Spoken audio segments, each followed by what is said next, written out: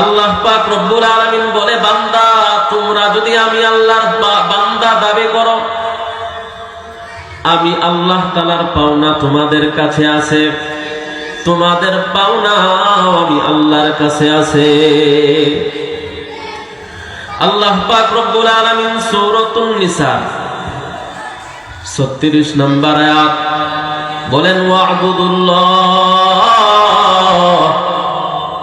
ওয়া লা তুশরিকু বিহি শাইআ ওয়া বিল ওয়ালিদাইনি ইহসানা।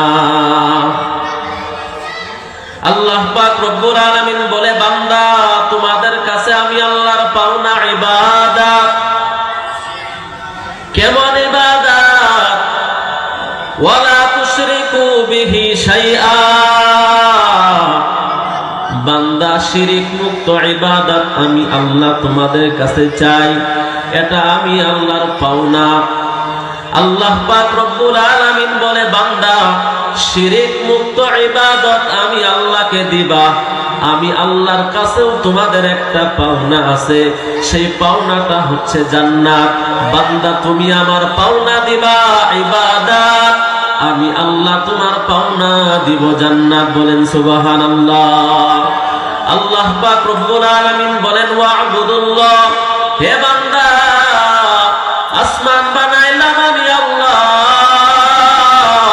আমি আল্লাহর জন্য বানাই নাই, বান্দা তোর জন্য বানাইছি।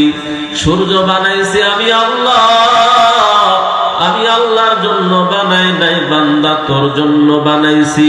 হে বান্দা এই সূর্য আলো দেয় আমি আল্লাহর জন্য, বান্দা তোর জন্য বানাইছি এই সূর্য।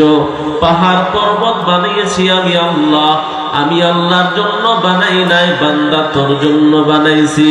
জান্নাত বানাইছি আমি আল্লাহ, বান্দারে আমি আল্লাহর জন্য বানাই নাই, বান্দা তোর জন্য বানাইছি। বান্দা সব আমি আল্লাহ বানাইলাম তোর জন্য। আর বান্দা তুমি কি ভেবেছো তোমাকে বেহুদা সৃষ্টি করেছি?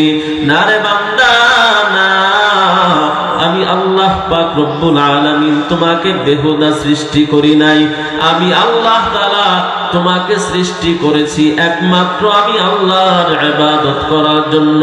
কেমন ইবাদত? ওয়ালা তুশরিকু বিহি শাইআ, শিরিক মুক্ত ইবাদত। সেজদা দিব কাকে আমরা? কোন বান্দা যদি না বুঝে মাজারে সেজদা দেয় তাহলেই হবে শিরিক। সন্তান দেওয়ার মালিক কে? কেউ যদি মনে করে খাজা বাবাই সন্তান দিবে তাহলেই শিরিক। ও মুসলমান, আল্লাহ পাক রব্বুল আলামিন শিরিক মুক্ত ইবাদত হচ্ছে আল্লাহ তাআলার পাওনা। বান্দা শিরিক মুক্ত ইবাদত যখন হয়ে যাবে, সেই বান্দার প্রতি আল্লাহ পাক রব্বুল আলামিন খুশি হয়ে যাবে।